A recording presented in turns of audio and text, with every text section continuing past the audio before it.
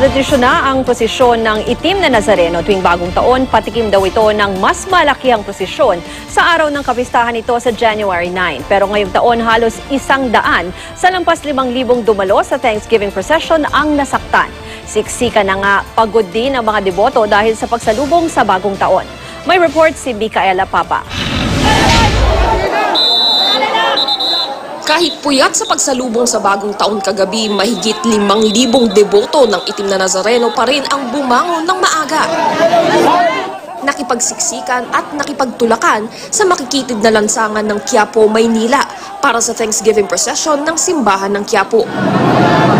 Tulad ng traslasyon sa January 9, inikot din ang replika ng itim na Nazareno bagaman mas maliit ang andas na ginamit.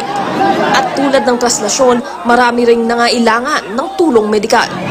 Ayon sa Quiapo Church, halos 100 katao ang sugatan sa sobrang siksikan at pagod. Nakaantala rin sa posisyon ang mga basura at sasakyan na nakahambalang sa ruta ng posisyon, pati na ang kalat na naiwan mula sa pagdiriwang ng bagong taon. Yung bubog, yung pako, dyan umaangal ang mga deboto natin.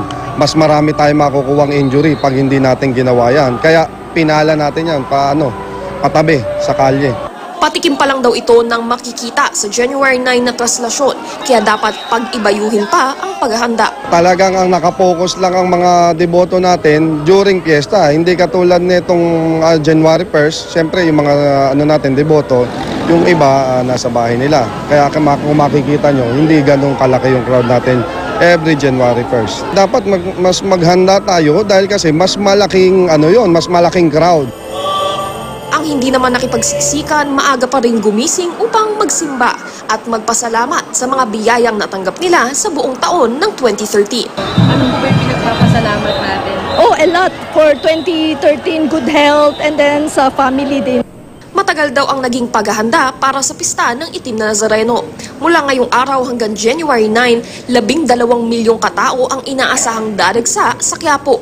At siya na mismong nagtalaga kay MMDA chairman na mamuno sa disaster preparedness kasi itong high concentration of peoples is already a hazard in itself, and we have to prepare very well para ma-prevent yung anumang sakuna. Micaela Papa, GMA News.